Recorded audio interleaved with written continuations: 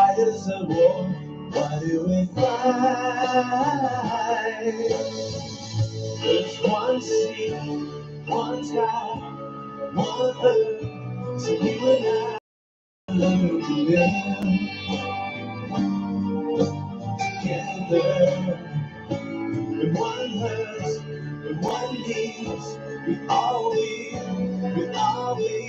gotta learn to live together. Peace, make peace, make peace, peace. Alright, isn't it time? Wanna stop time? Isn't it time? Mother, stop crying. Stop the fighting and the hate. We gotta make peace before it's too late. There's one sea, one sky, one earth. So you and I gotta learn to live together. We one hurts, we one needs, we all gotta learn to live together. Peace, in peace, in peace. Alright, make peace, peace together. Everyone lives, everyone dies. Everyone loves, everyone cries. Round the world we're all alike. So why is the war? Why do we fight? There's one sea, one sky, one earth. So you and I gotta learn to live together. When one hurts, when one needs, we all gotta learn to live together. Peace, make peace, make peace, peace. Alright, isn't it time? Wanna stop time? Isn't it time?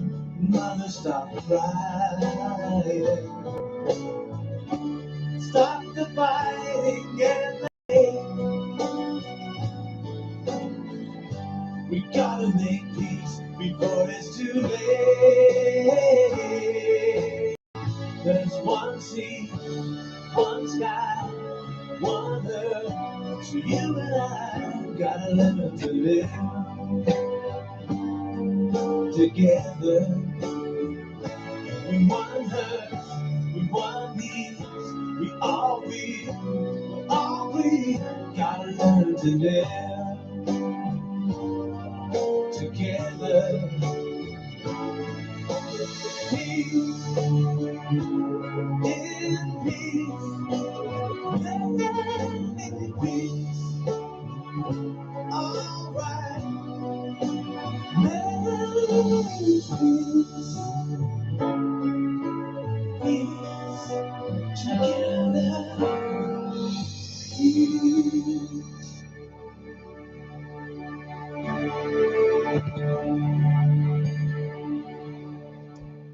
Hello, everybody. Thank you guys for joining me on Between Two Worlds Shadow Chasing Show and Radio. Thank you. Let's see. Blair Louise Coleman wants to join. Are you on video? Yeah, you can. Go on. Just come on. Just join on. Join. Yes, we are here, folks. Thank you for joining me on this program. We were supposed to have our good friend Samantha Goldberg on. I just ate before I got on, and I had a salmon dinner, so it was pretty good. So it's just like feeling that digestion. Good salmon, by the way. Yeah, and it's not farmed. It's a real salmon. It was wild salmon, so we had that. In our region, British Columbia, we have you know fished good fishing salmon, so it's not just your typical. I would never buy farm salmon. It's because it's not really natural, and they feed you or they feed the fish, not feed you. They feed the fish some pretty crappy stuff. So I wouldn't want to take any chances on that. I mean, I've noticed a lot of people actually don't care for it too much. Anyways, we have a lot to talk about tonight, and I want to bring something up for you guys to know. What I mean, I'm getting a lot of visions now, getting a lot of dreams. Um, through meditations. And it's really getting crazy now. And I'm getting a lot of messages from other people as well. I had my good friend Johnny Enoch come and pay me a visit. He was here a few days ago, and he will be coming up to visit me, I think, Monday or Tuesday. And he's bringing a good friend of his that actually is part of some of the UFO research, that sort of thing. So I'm looking forward to doing it, being part of it. Ah, she says she's running late. Okay, there's no problem there. Let me get this phone thing stopped. Here we go. So, okay. um, okay, no problem. So Samantha says she's running a little bit late getting home, but when she gets home, I'll give her a scream. She's gonna go. I forgot. She didn't. I think she. You know what? This girl has a lot on her plate. And I'll give you guys a bit of an idea what kind of person she's like. She's actually she works in the Hollywood region. She's actually does a lot of reality shows. She actually is one of the directors and producers of a lot of reality shows. Judge Joe Brown, and well, actually, there's one of them, but there's many others, and there's one particular one that you're going to be shocked when I do get her on. Okay, when she does come on, because we'll get her when she gets home, and she has moved. She actually was living in New York. She moved to Florida. Gee, I wonder why she left New York and moved to Florida. Because everybody's asking that question. Why are so many of the state lines all of a sudden telling everybody to move to other parts of the states? Don't stay here because of Okay. And I'll give you a bit of a teaser. Now, please understand, folks, write this number down. Write the date and the number and the year down. I'll give you an example. This date, okay, you will never forget its history, the time that it happened, just like almost like 9/11, or I mean, even like since even the C-19 started. This one is even far more important. This date and day you will never ever forget, and it was going to come up. Okay, the date is September 24. Now I had to do some checking to see if it was actually confirmed. It is. It is a date that you will never, ever forget. So there's a reason for it. So I would say for you to folks to keep that in mind. It's not a bad thing. It's a good thing. It's a very, very good thing. But it's something that it's going to give a lot of people hope. A lot of people feel happy that they should have listened a long time ago. There should have been, geez, how do I can say this? It is a celebration, and it's the biggest celebration you have ever I would say, experience in your life. There have been many people that have talked. I mean, I remember telling you guys this for the last 2.5 years, that we're still going to have our lockdown one more time, 10 days, okay, the 10, and it's still going to happen. The tribunal, still going to happen. But again, we're prepared to be ready for it. But I will be honest with you, even though we have the white hats giving us a bit of a kick in the pants and say, open your ears and listen and pay attention, open your eyes.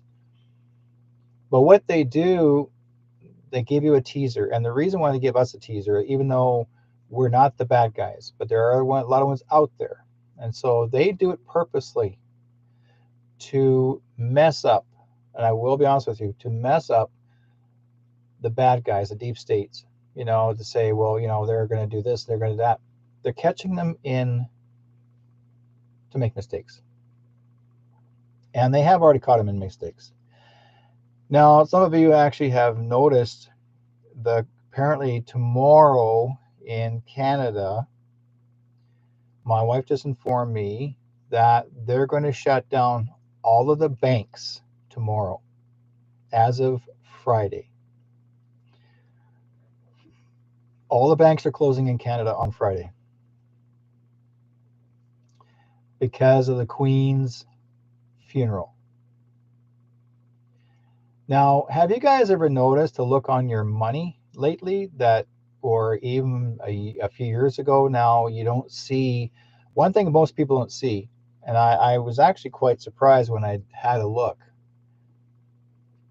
You don't see a crown on the top of the Queen. You see her in her pose, but there's no crown on her head. Years ago, she had a crown on her head. This time, she doesn't have a crown. Or the last, I would say, maybe 20 years. Never had a crown on her head on our money, like on our Canadian money. Look at it, folks.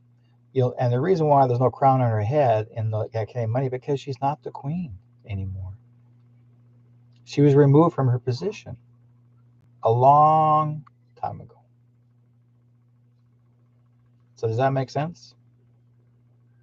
Because why would a queen, if she's going to be placed into a money dollar that we use to buy product with, it's supposed to be valuable, right? Once that money, or once her face had, or not say face, but everyone was worrying about what's going to happen now that she's gone. And I've been watching and listening to people, oh my God, she's gone. Oh my God, no. They're worried about the value of the dollar, the value of our Canadian dollar money. And now they're saying, well, now they're supposed to be King Chuck, that they're going to put a crown on his head and he's going to be on the money. No, ain't going to happen. I told you guys a long time ago that years and years and years and years ago, after all this whole thing ever began, my mom even told me, and so many other people that I've talked to when I was a kid said, Charlie will never be king. I'm not kidding you. Why? Because there's something wrong with the guy. Okay, they already know that, and especially the person that he married is another Male in disguise. We all know that. Look at the throat here. There is a little bulge in the throat, right? So the thing is that there are so many things coming out now that people are beginning to realize, and I'm hoping you guys look. And there are people out there that don't want to see the truth. They really have no idea what's going on. But again, like I said, the banks are going to be closed tomorrow. In honor of they're calling it honor of the Queen. But if you guys look at the royal, I say morgue, not morgue, coffin wagon, it's behind glass. I'm not sure what to call it, carriage, okay, funeral carriage, and in that funeral carriage, the whole Canadian flag, or the flag that's, well, not Canadian flag, sorry, the flag, the British flag that's draped over her coffin is all wrinkled. Gee, I wonder why it's all wrinkled. In my teachings through regarding flags, because myself, I have been given the responsibility to work with veterans, many for the last 20 years. Anytime there's any kind of event that relates to Indigenous programs, my responsibility is to make sure the flags are available for the veterans to walk in grand entries or any type of ceremony. So I've learned a lot regarding flags. And the first thing they taught me was never drop your flag to the ground. Anytime your flag, anybody carries a flag, you're not supposed to drop your pole on the ground. It has to be on your foot or on the cup that's around your waist. You do not drop that. You do not let your flag drop to the ground. Okay? You cannot drop it to the ground and play around with it, that sort of thing. That's disrespectful. But one thing you learn too, but anybody who's passed away, everyone takes great care of that person that sacrificed their life for the country.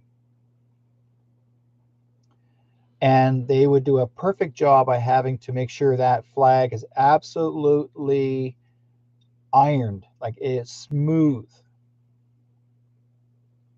draped in respect. This happened once before. If you see the flag, or two flags, I would say, on two dead presidents, President Bush Sr. and another, not a president, but another governor, I guess you call him governor. Both of them on their coffins had a wrinkled flag draped over. Those of you who are in the military know what that means. That means they were a traitor of this country and they committed treason. They're not respected. The Queen had that very same flag draped over her coffin. That means that the British Army, the British military, and the Canadian military know everything about her and the truth of what kind of person she really was like. But you're not told the truth because the mainstream media told you to, not to know. When our prime ministers were told to tell you not to know. So they keep you dumbed down, not knowing the truth. But when I saw the wrinkled flag in the funeral wagon, and I will call funeral wagon, where supposedly the Queen is in there, supposedly, because you guys already know, we all know that she has been gone for a long time, but yet they will still make you believe that she just passed away. She's been gone a long time, because there were a lot of British people that worked for her were told to keep it a secret, but she's passed away for a couple of years now. She's been gone, but there was other people in her place to look like her. They had body doubles, and they had to wait for the right date when she was supposed to pass away. So that's what they did. But the real Queen didn't live long enough. The real true Queen passed away a long time ago. So we've had body doubles replace her.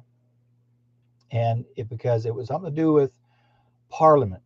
That's why do you think Boris Johnson stepped down as Prime Minister?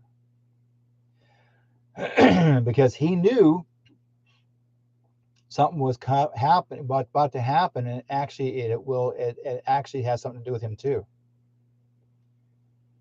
So he's connected to it. And yes, Catherine is true. The real Chuck has been gone for a long time as well. So there's always a secret. Now, one thing that really gets me, I've got this video and I've had it for a long time, last couple of years, before Chuck even left us.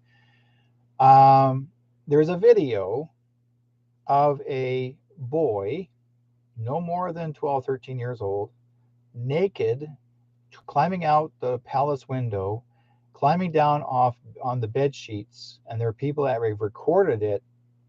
And he was trying to climb down, and he slipped off those bed sheet that he tied, and he fell to his death.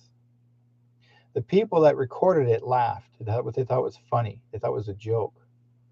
That wasn't funny, guys. That little kid was scared. He was afraid for his life, and he tried to escape, and he still died. Now, did anybody in the military, any of the soldiers ever scramble around and grab the kid and haul him up and take him to the hospital or have an ambulance show up? No. Nobody. Why did not anybody showed up? Because they had to keep it quiet. They had to keep it a secret. A lot of things you guys think you know everything. You don't know nothing. You don't know anything. You only are believing. There's video I have here that how the Africans were treated like garbage, like animals, that she threw food out on the ground and they scrambled like chickens, like puppies, like cats to eat. And she stood there with great pleasure by throwing the food on the ground to go get the food. This is back in the 60s and 70s. And did anybody do anything about it? No. Because if anybody reported what she was really doing, they would have got her already. There are a lot. I got to tell you, I got some film here of how bad of a person she really was, how horribly she hurt people. Sure, she was part of a pagan group. A lot of people were. When she was initiated, when she became queen, she had to be initiated as a pagan uh,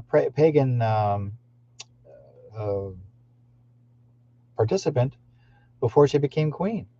And they show the photographs on that, no big deal. But later on in time, as time went by, she really used her abuse and she signed a lot of affidavits to harm people, to control them, to take advantage of them. Yes, and her mother was worse. Her mother lived to 104, and she was shorter than her mom. Oh, sorry, her mother was shorter than her, tinier than her. I've seen videos of her mom really acting miserable and mean when she was 104. Oh my God, she had that look about her, like, you know, and nothing goes her way. Gee, I wonder why, mummy. Right? So I'm just bringing this up. I thought it would be interesting. Um, yeah, I know she came to Kamloops and she took 10 of the kids.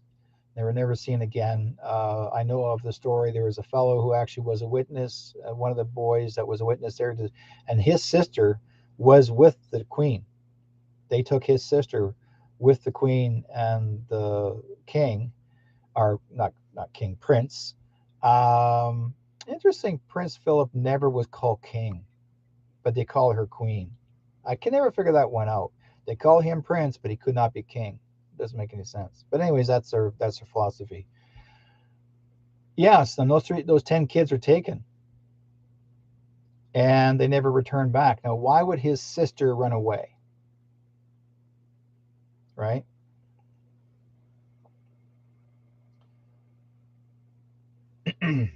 Did Father George the Sixth, did he die of lung cancer? No, no, I don't think so. Um, the interesting part about Kamloops They were saying there was about 215 children that's supposed to be found unmarked graves in Kamloops.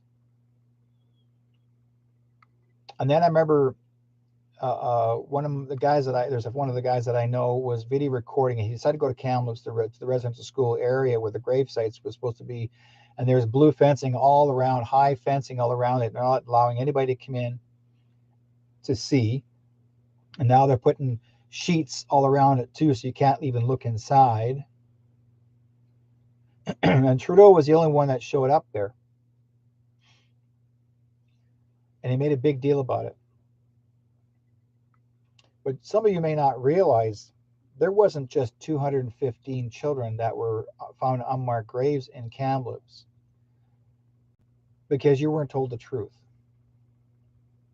Originally, what was found there, guys, was 751 children. 751. There was a fellow who exposed all this, who actually had the truth. He proved it. Trudeau, or whoever it was, ordered this man's arrest. Now this man's in prison right now. He can't get out. They won't let him. They won't release him. They have no charge, but they're holding him in prison because he exposed the truth.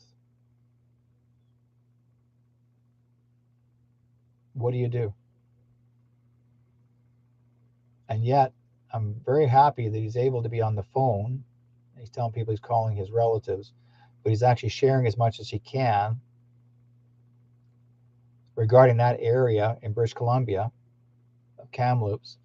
I already know myself there's well over 10,000 unmarked graves. And I'll make a prediction. I probably wouldn't have put it past that you're looking around at maybe 100,000 or more children that will be found out of all these residential schools across Canada, as well as the United States. And some of you may not know what a residential school is. A residential school is actually a school for First Nations, Métis, Inuit children. And some people call them boarding schools. They were called boarding schools first. And then in the States, there was a colonel who actually named them boarding schools. He created the idea of having all, and he called, these are his words, all Indian children controlled and never to be allowed to learn enough education to be smarter than the white man. That was his goal. And then later on, the success in the US, Canada decided to adopt the idea, and they called it residential school. Well, first of all, it's boarding school. They took it to that first name at times. And then later on, they called it a residential school, which I did go to very briefly. When I found out that I had native blood in me as a kid, and I thought it was cool, find out later that, oh no, you're not allowed to be in this school here, so you got to go to that one. And I wasn't there that long because my dad took me out of it, and we just left the province, and I was in Manitoba. Then Africa decided to, back in 1971, 72, Africa decided to adopt it. And they basically, they were doing the same thing in Africa. They asked Canada if they can borrow that residential school idea for their people, so the Afrikaans can actually control the blacks in that country.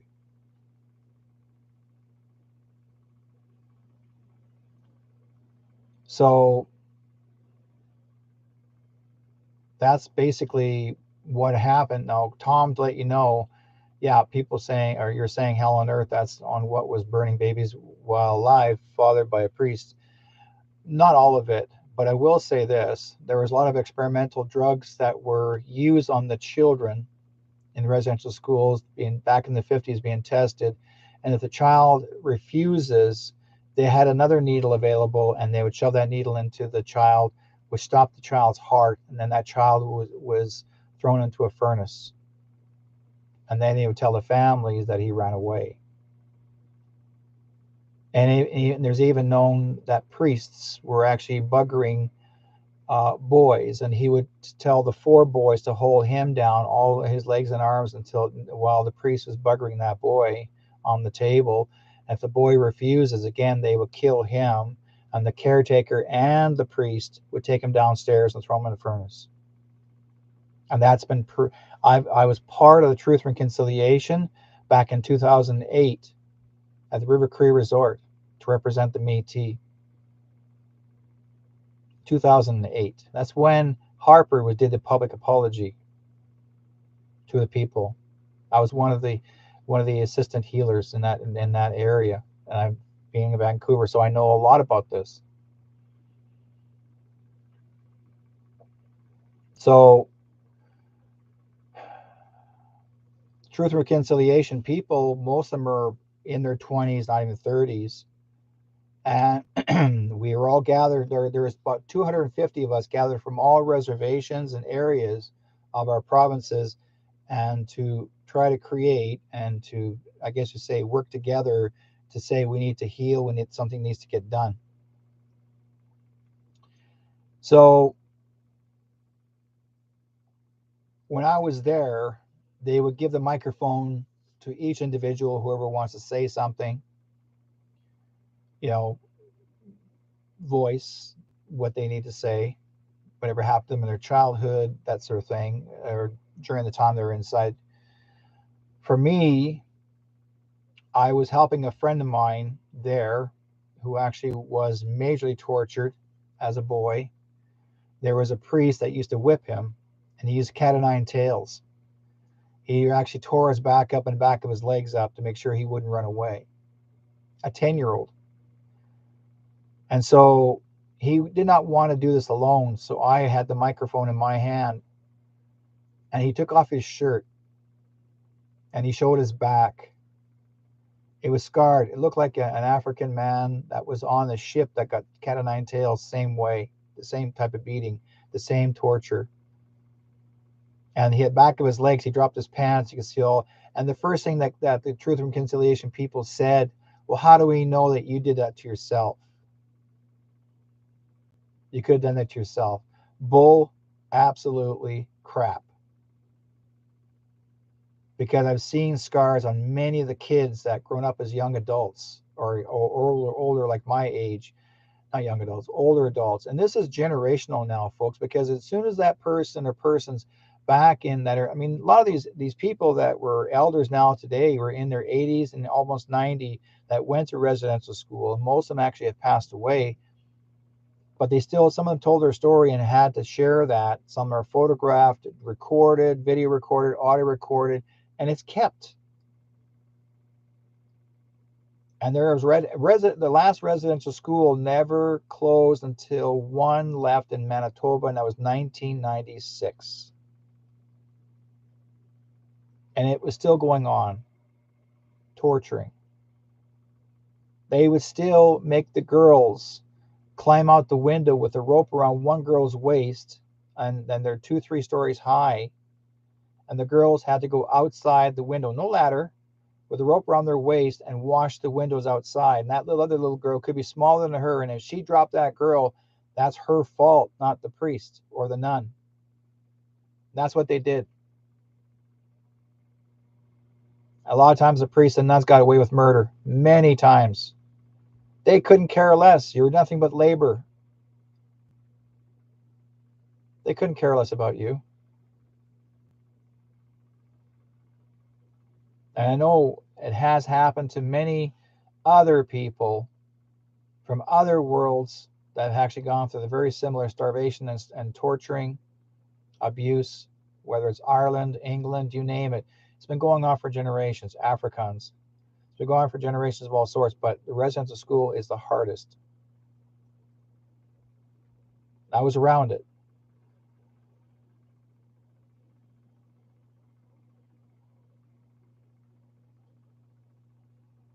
Then you must have seen the beautiful canoe from Mattawa. I was there when it had been finished. No, I didn't see the canoe, Tom, unless it's Mattawa. Oh, it's possible it could have been there. Yeah, I think I've seen it.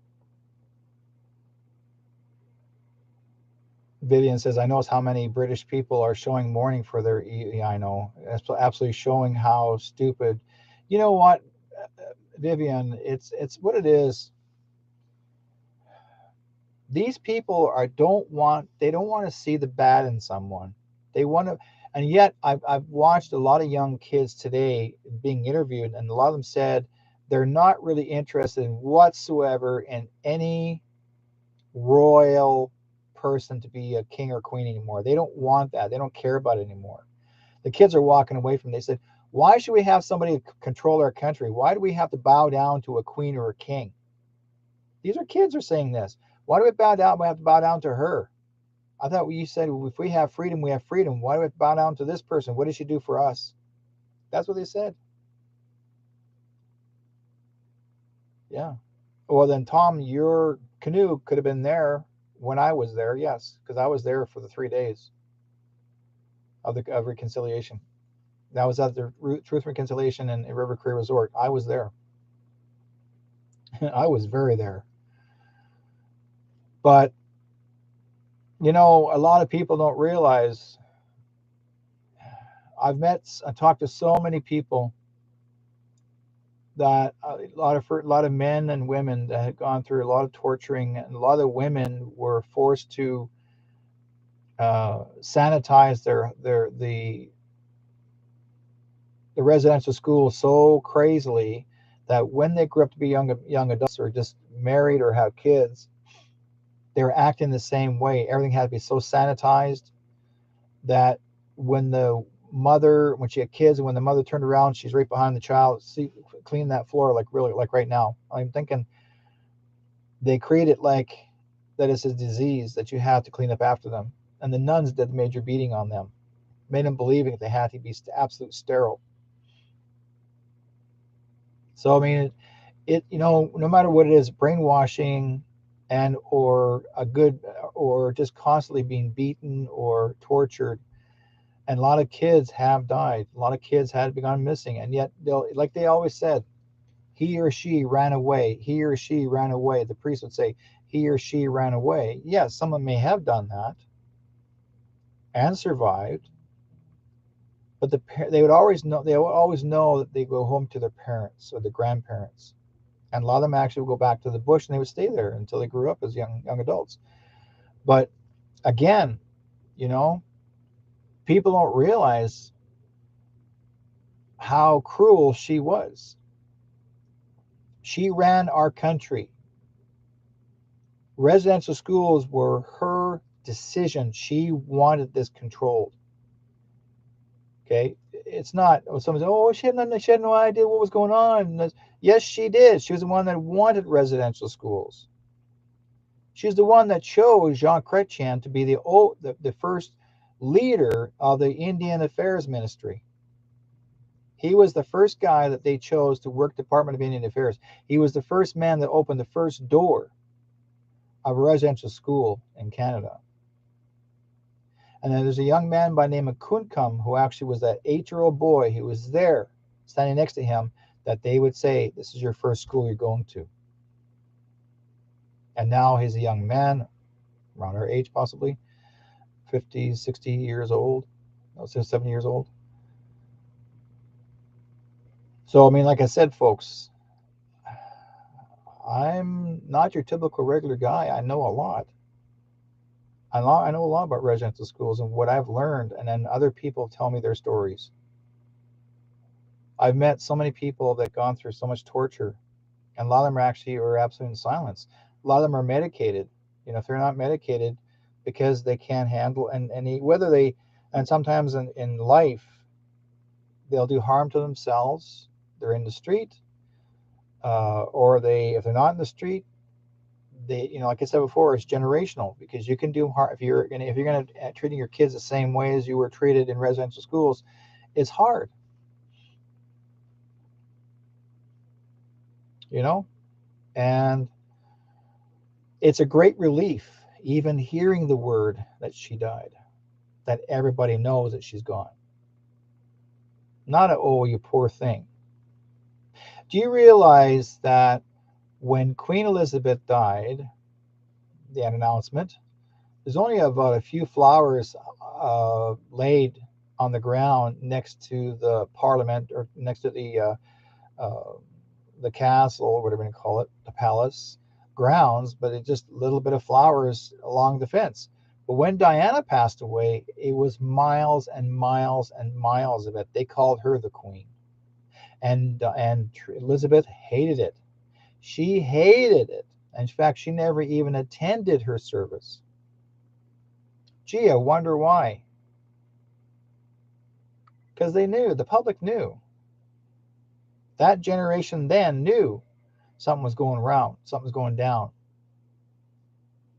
Chucky himself actually was a friend of one of the guys who was a famous entertainer on TV who actually was a pedophile, no well-known pedophile, and they're best friends. You know,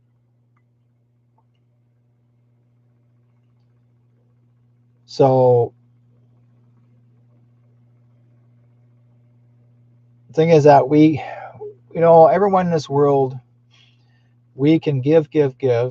I'm not saying to be selfish. We always give people the benefit of the doubt. We try to be human to others and help them out and give them a lot of moral support. I mean, there's only so much you can do. But again, it's up to the persons themselves to step up to the plate and to say, I want to be in control of my life and I want to do better. I want to show the world that this is what happened to me. And now we have the Truth and Reconciliation Center in Manitoba and Winnipeg. Not the greatest, I was told. It's there, but it's more artistic than it actually is a story, as much as a story. But we do have those centers. I mean, at least it's the first step. But they tend to forget there was slavery before that. My grandmother was a slave on a reservation. They took her off the reservation and sold her to families. This is back in the 1880s. So slavery began with First Nations as well as African American in Canada too, but more to First Nations. And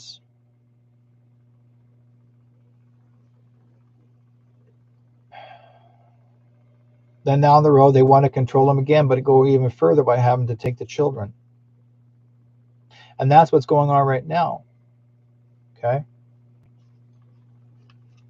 Trudeau decided to, I'm not going to say Trudeau, the leaders or the leader of whoever of the Liberal Party decided to hire certain people to work for them to actually now they are watching everybody like you and I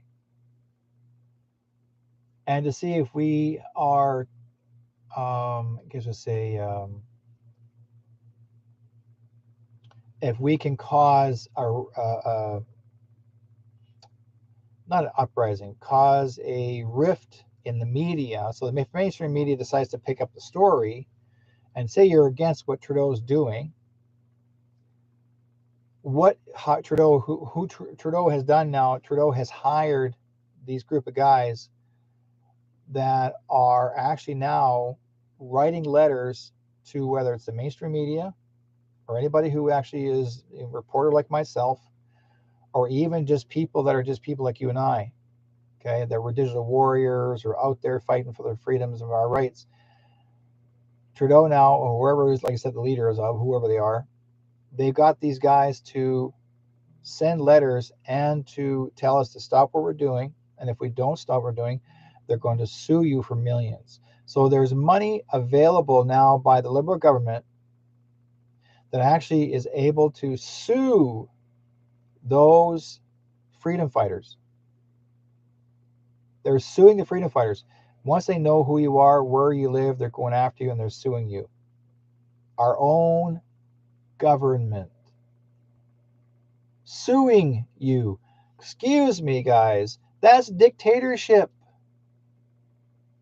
It's like, well, when Trudeau decides to take over the rest of the Canada, and he's going to what I'm hearing, that he wants the people to start wearing masks all over again this fall, all the time for life, and carry on getting those jabs every few months. Keep on going, and if you don't get food, You don't get access to your bank accounts. That's dictatorship. Absolutely dictatorship. Do you really want this to happen? Do you really want to do what this man wants you to do? Do you really want to follow a liberal government? Do you want to take this guy back on as your own leader again? I don't think so. Right? Yeah. Scott's in the US says they won't do that. In the US, they just hired 87,000 IRS agents. Yeah, I'm not kidding you. They're going to try and do anything they can to scare the crap out of you, think they can control you, folks. That's what I'm telling people. Make sure you're in groups. Don't go on this all alone by yourself at times. I'm not afraid. I never have been afraid. I've been well taken care of by them up there. I'm not just saying God. I got friends up there taking care of me. They gave me the warning. They told me what was going to happen back in 2002. They already had me on the ship and told me what to expect, what to say. That they're there for me, just like they are with Jordan Maxwell. When Jordan Maxwell was out there for over 60 years doing his research and out there sharing information about the truth and the corruption, Jordan was out there. Jordan was scared a few times. He got scared by men in black coming to the door and telling him to keep his mouth shut. But guess what? Jordan still did it. And he never got hurt. Oh, they tried to scare him. But Jordan knew that he had people up there taking good care of him. That these guys, men in black, couldn't do nothing about it. Like I told a few other people before, they said, aren't you afraid that they're going to come and see you and find you and warn you? I said, I have had people warn me. And I just said this, don't come to me. You talk to them. And if you tangle with me, you're going to tangle with those 9-foot tall guys. I'm not kidding you. They won't tolerate the bullshit. They won't interfere. But when they're asking us, people like you out there, to share, to keep and protect your own planet, and I will say the word planet. Oh, I already know what the IRS is. We do have the like a very similar IRS here. Yeah, ours is similar to that too. But we've got people out there still trying to put a scare in us. Oh, but here's the thing: the police won't tangle with me. They won't. They know me well enough not to tangle. Because why would they? Why would they want to work for a corrupt corporation? They were chosen to do the right thing. Sure, you get the odd bad cop that was bad earlier, a couple years ago, but all the good ones now are right here behind us, and they're standing behind us. They're 1,000% with us.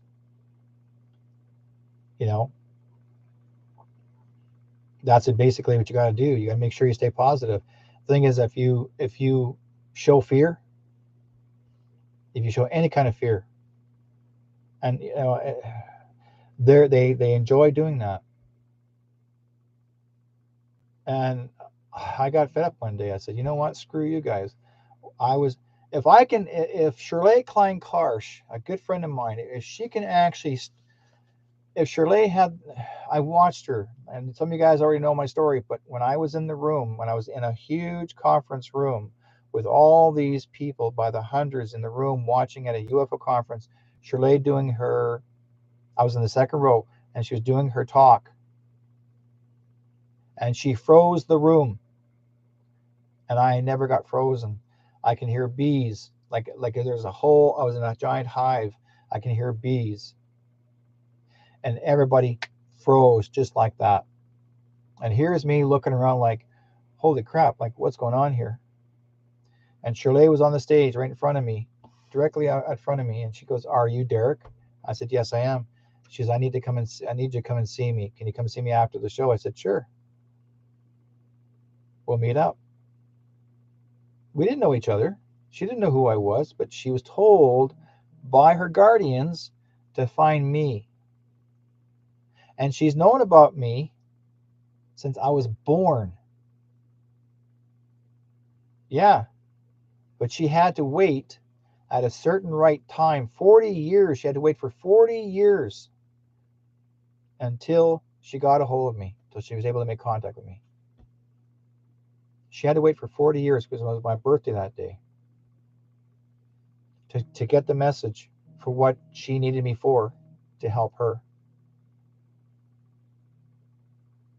So, like I said, and then she stood there like she had the whole room frozen. Nobody's moving. Everybody's like, they're talking, and there's no movement. There's just frozen. Everyone's frozen by the hundreds. She froze them all.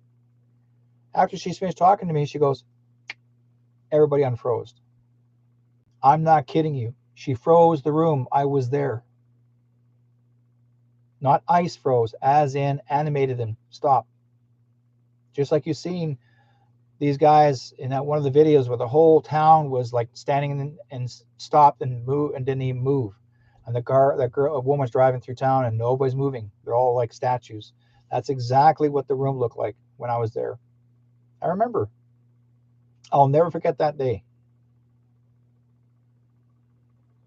So I know that we all have the ability to do these things. And I already know that I believe in what's going on up there. And I know why they're helping us. But we had to go through all this. This is the thing when I was trying to figure this out, like, why now? Like, why are they trying to come after us? Why are they still trying to make this, still carry on to make this scary for all of us? Because they're trying to get everyone to wake up and open their freaking eyes. This is not the real world. Okay? This is where you are here to earn a life and a living. Yes, you chose this. You chose this at birth. Whatever you're going to do, fine. But the fact is, the main thing is, every one of you was chosen to learn a lesson, and big lessons. Those of you that are in this chat rooms now, Facebook and Yahoo chat room, or Yahoo, Yahoo, YouTube should say Yahoo, in Facebook and YouTube. I'm in both rooms, guys, both chat rooms. You want to see what I'm doing? Come into the chat room, join up, subscribe. I'm in Telegram. My other page is called True North Strong and Free. If you want to see some of the stories, I work with other people that are other remote viewers. Okay, I'm going to try and see if I can get Samantha on the show. I'll see if I can call her in now and see if she's able to be home. Hang on a second. Samantha's very important on this program as well. Let's see if we can get her.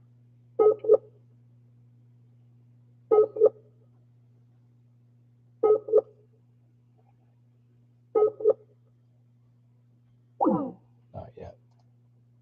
I'm hoping to get her on. She is important to be on this show. She knows people that's how I'm connected to her, and that's how we're close to being connected to others that are the white hats, but she knows them personally. Okay, and she's worked with them personally, and she's a wonderful person. She is, in fact, when I talked to Samantha for the first time, I was working off another radio station 4 or 5 years ago. They asked me to come and join them, and I did it. And I guess some other people that know of Samantha said to Samantha, hey, you need to come on, listen to this guy, watch this guy do his work. So I was demonstrating some of my mediumship, and apparently I got this woman coming on, and she called in, and I gave her a read. I did some remote viewing. And then she said to me, she said, can I talk to you after the show? And I said, sure. So she spoke to me after the show. We had some talks, and she says, I think we have something here that would benefit us here. And she was seriously considering have me come on the platform, stand in front of 600 people, do messages on stage in New York. This is before COVID. And I was all for it. And I said, okay, when you get the chance, let's line up, let's talk about it. Let's do it. And then the COVID started. So, but that is not passed off yet, because I know Samantha, she will probably decide down the road, if she decides to pull through with this and say, Derek, you want to do this now? I'm all ready. Let's do it. If she doesn't have the chance or time to do it, fine. At least I was offered an opportunity to help people as much as I possibly can. That was my job. This is what my job is all life. I'm not here to give people the negative of everything in the world. My job is to show you what to be aware of and how to see and where you can go from here. Not to give up on yourself or the world. We're all here to support each other. We're all here to give each other that little boost. And some people say, oh, you're talking about her. Oh, you're talking about him. I don't want to hear that. You hear this all the time. You know what? That's your decision. What do you think? I'm not here to barrel down your throat and tell you what's going on. My job is to show you what is going on in this world and what to expect. Okay? So like I said before, our Canadian money has no crown on the Queen. It hasn't been there for a long, long time. So that means that if there's no crown on her head on that money, that means it has no value. That means that she not so value, but there is value, but she was no longer the queen.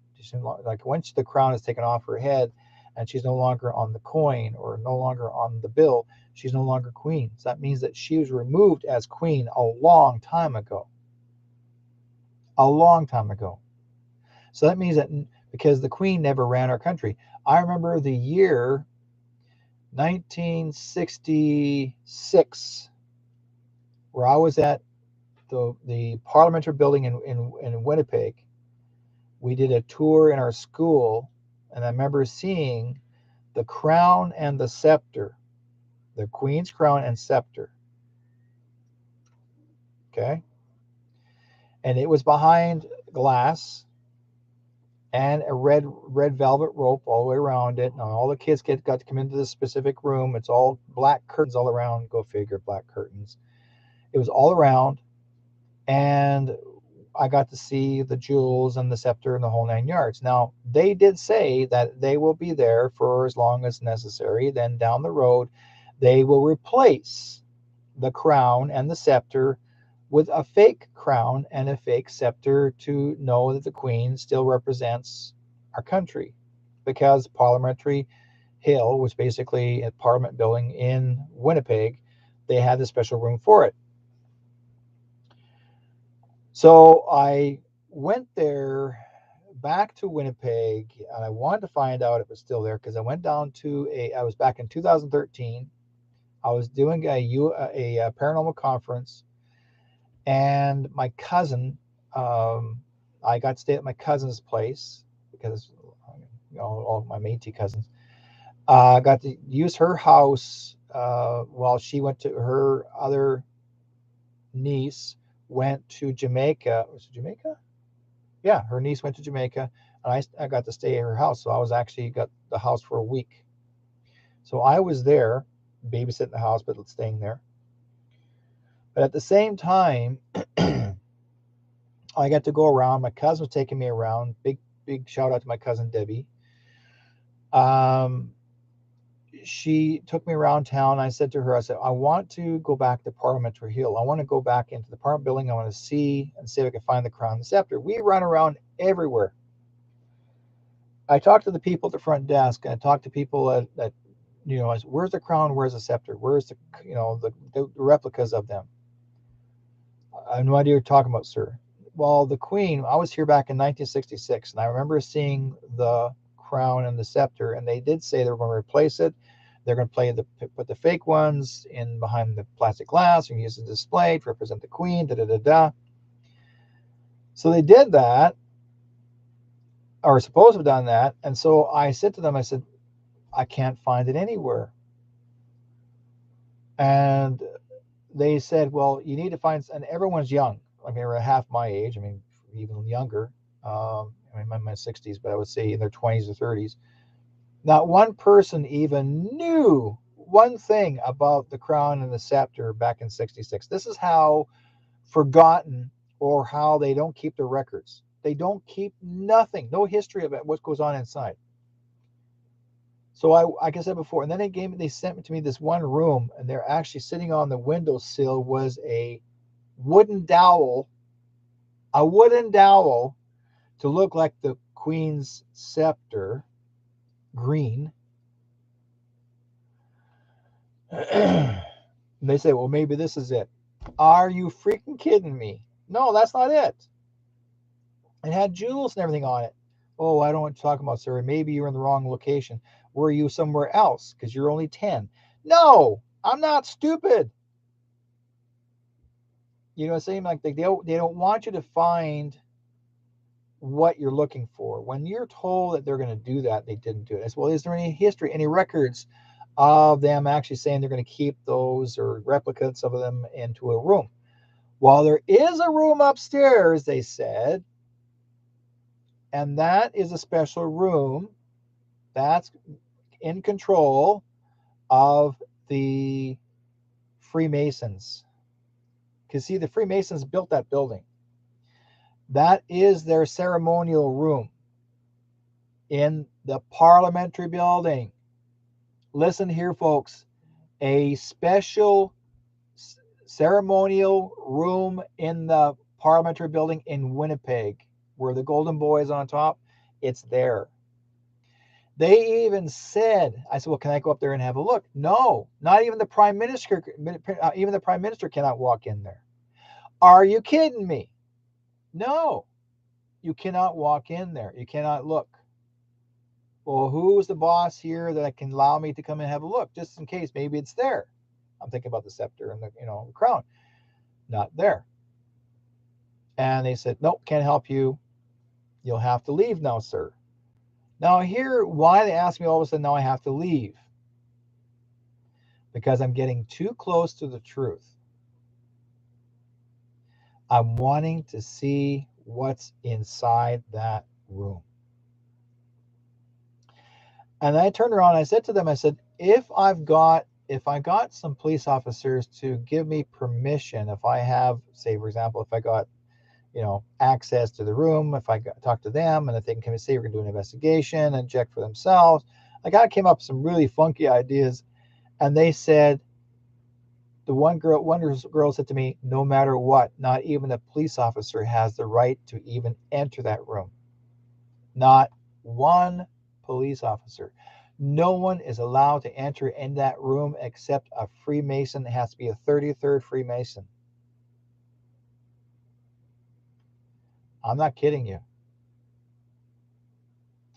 You guys ever get a chance, have a look. If you get a chance to go to Winnipeg, walk into the parliamentary building, walk up to the second floor, look over the railing, and you'll see the symbols of the Freemason. This whole thing is all symbolic. You'll see all above the ceiling is all Freemason stuff. And everything, including the outside the building, along all the way to the perimeters, you'll see Freemason information. These are all symbols, whether they're cherubs, you name it, the whole 9 yards. I'm just saying cherubs as an example. Okay. Yeah.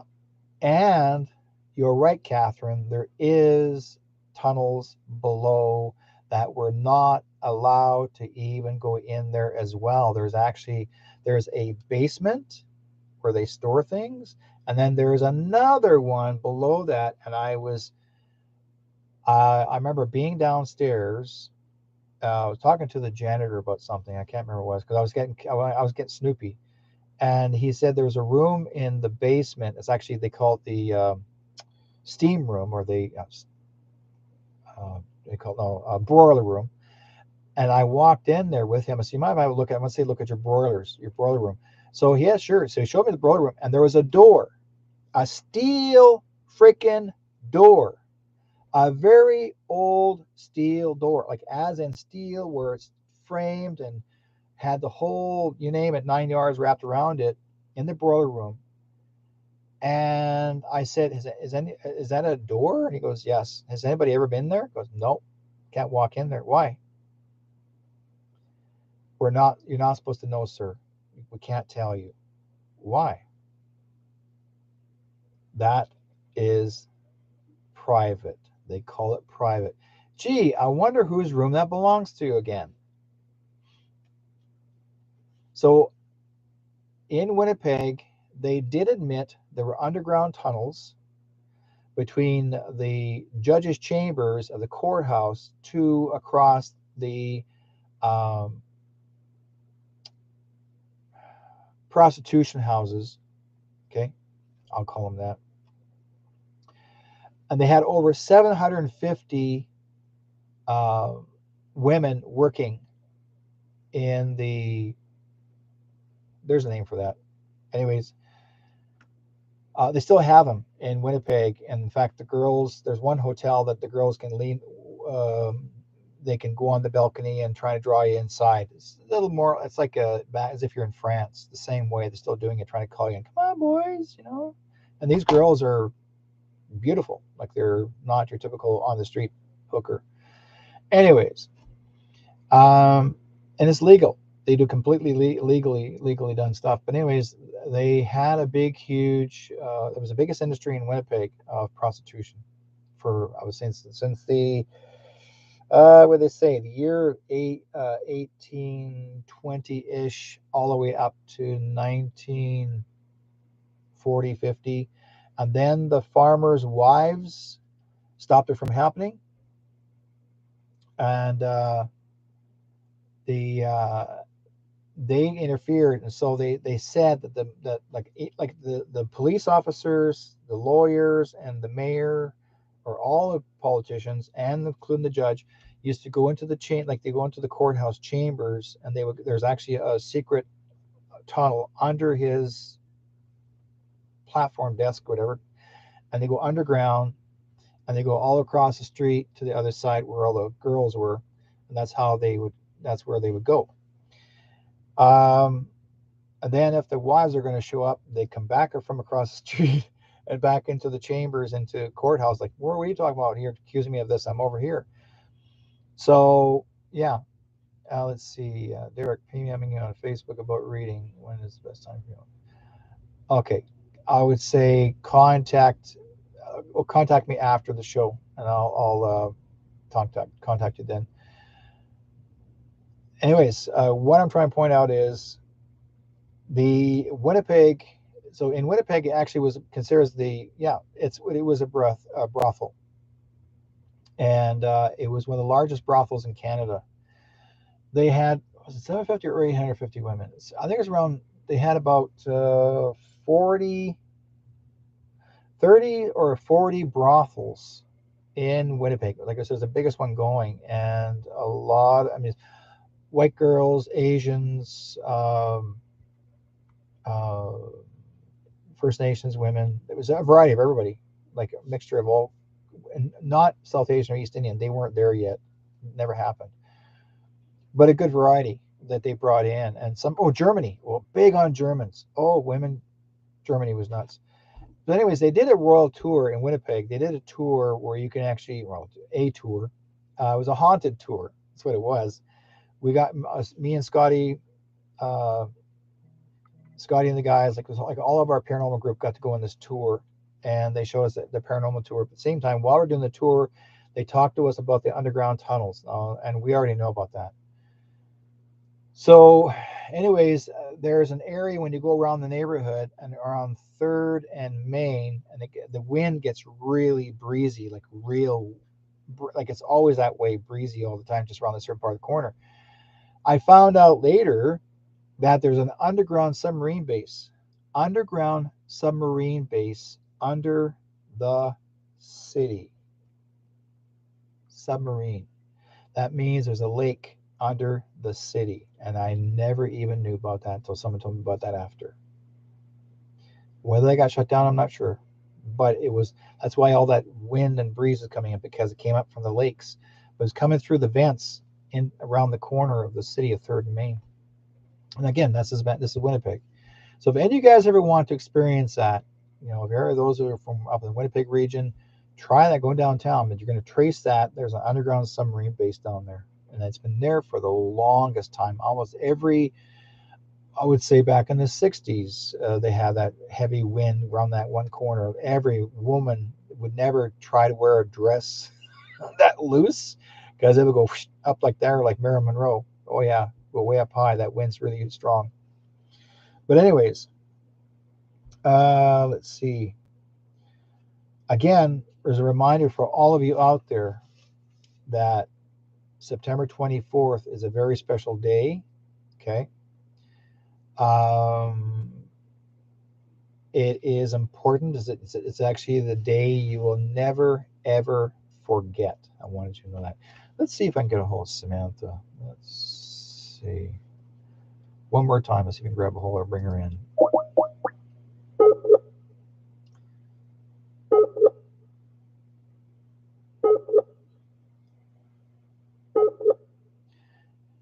If I can't do this, we will have to get her in for next week for sure.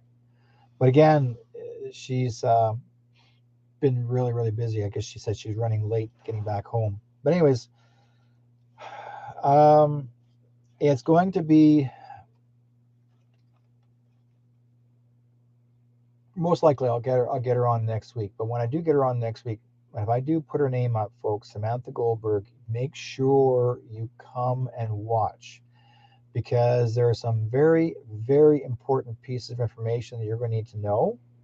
And there are certain people that she knows that you need to know the truth.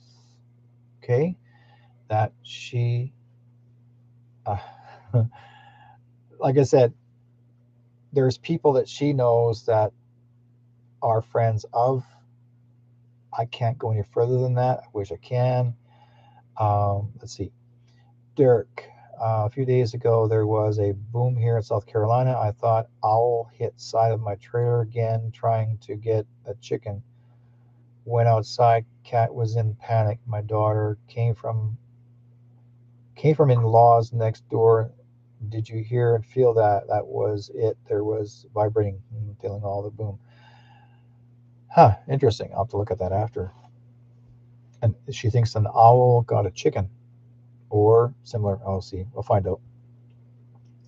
So, like I said before, that's something that it's important that everybody knows that there's going to be a lot of new evidence proven coming ahead of time. Like I said before, Liberal Party assistants are and the Surrey. Yeah, anybody who's speaking out against Trudeau by any means and all means, the government of the Liberal government now are finding ways to send out notices to people, and not just the mainstream media or people that are fighting that are I mean, let's put it this way: they're going after everybody, anybody they can, and trying to scare you. And what they want to do is they want to sue you. Your own Liberal government is going to sue you, and because they're getting funded to sue you. They want to make sure that you can't speak up for yourself or even threaten to sue you. Number one, they can't do that. You cannot sue someone who was speaking up for your rights. Um, yeah, and it's getting stronger and stronger. Like it's true, Catherine. Exposure of corruption is pouring out every day, and it's true. Everyone is being exposed to the truth, and they're trying to find ways to intimidate you. And so they go after the media first, whoever is speaking up against them, and then they go after people like you and I. So I mean, we're just a little guy. We can make a big impact. We can. I mean, just a few words that you say, you can give an impact. You know, because there are people out there that actually will record a piece of it. They'll take a piece of that part. I'm not yawning. It's just that energy is really strong in here. They take a piece of the part and they will actually cut it, paste it, and put it out there, and then everyone's going to start looking at it, reading it, wanting to um, analyze it, share it, you name it. That's exactly what they do. Um, yeah, it's going to be. Oh, if you're hearing booms, that could be from underground, not just outside. We'll find out. I'll talk with Angela later on. Let's see. Intel reported Trump took charge of the CNN and will be using it for extreme exposure. Yes, he actually Trump he took control, took charge of CNN 2 years ago, but he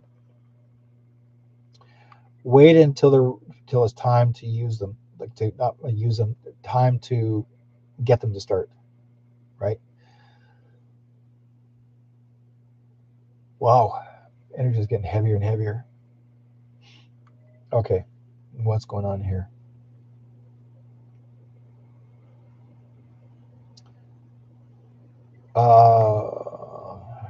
When I start to yawn, I'm not tired. That's when I start to feel the energy and it starts making me yawn. There's a reason, because spirit's sending me energy to make sure I'm above myself. Yeah, the FBI raided Mike Lindell's home. Mike Lindell is the guy that has that pillow business, and because he's actually a supporter of Trump, that's why they went after him. He works with Trump, so that's why they're after him. They're, like I said before, in the states they're doing the same thing.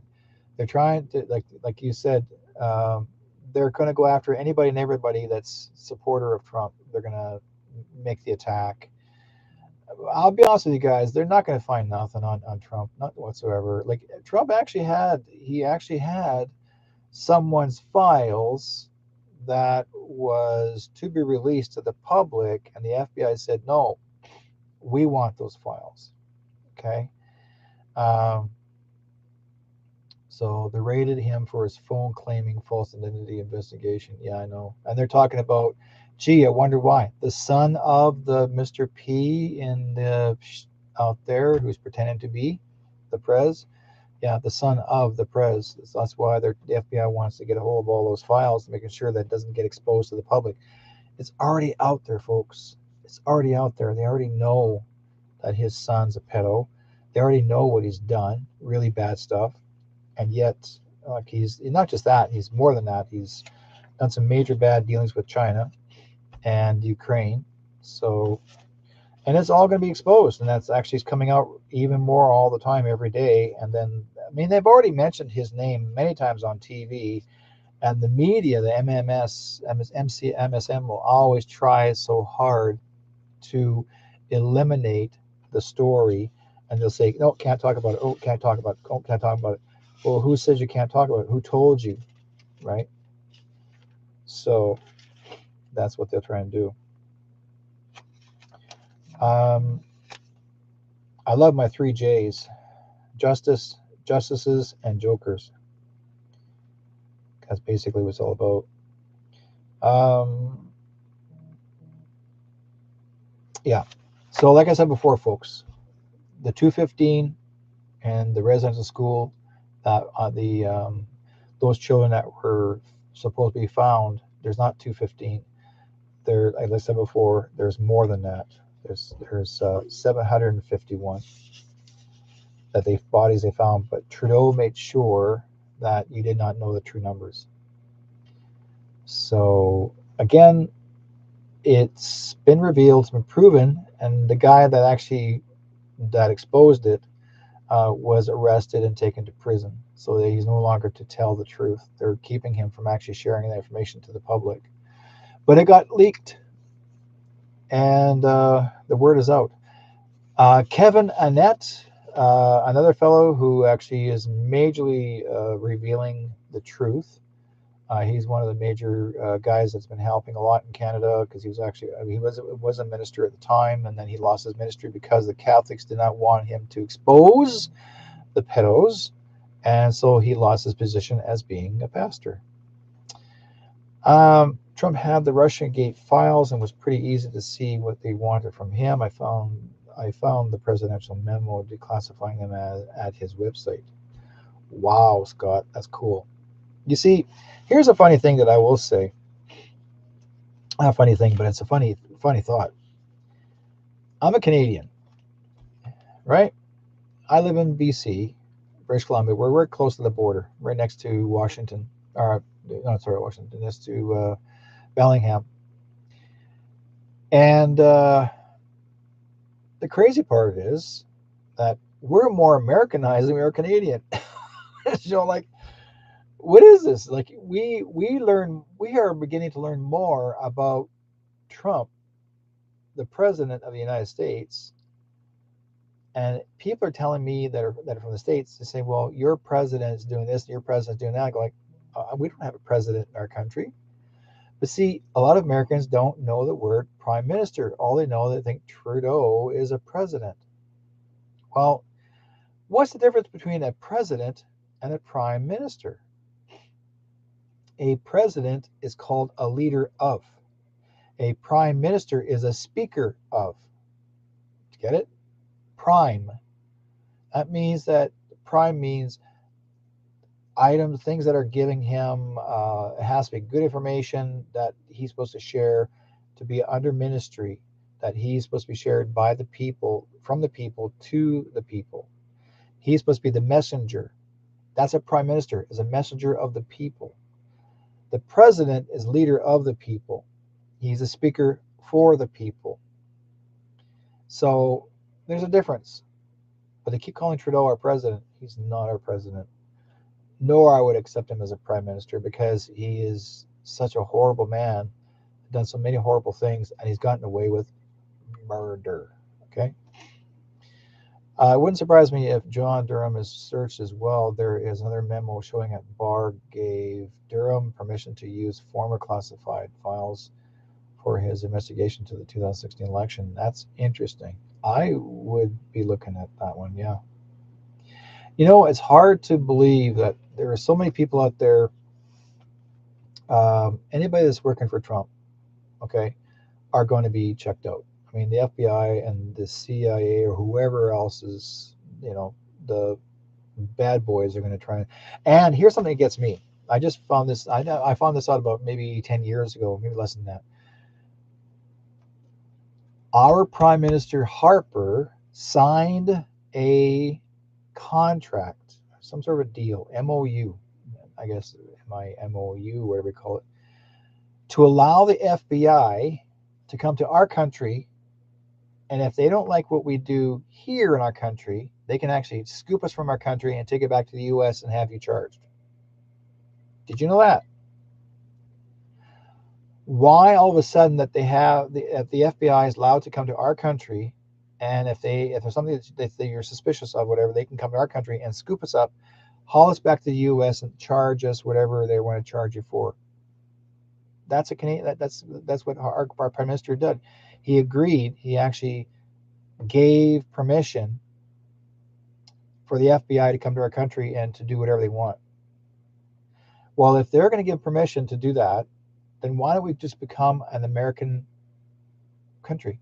Why can't we just merge in? Think about it.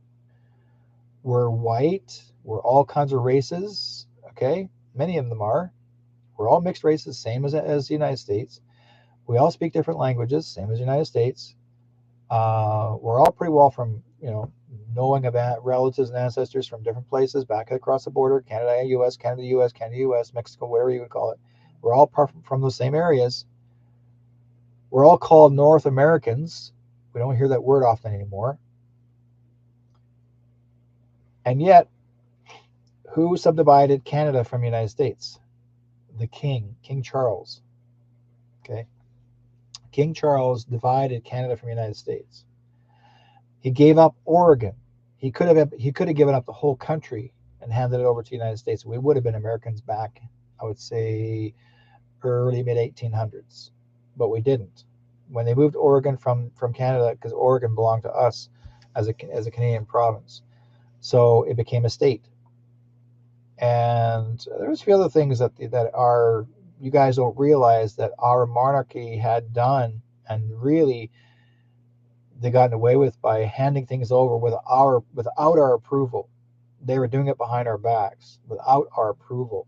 And yet they'll say, well, we work for the people. No, you don't. You're working for yourself. That's why they call it a corporation. Okay.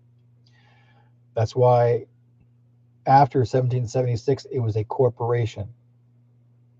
In Canada, back in the early 1800s, it became a corporation.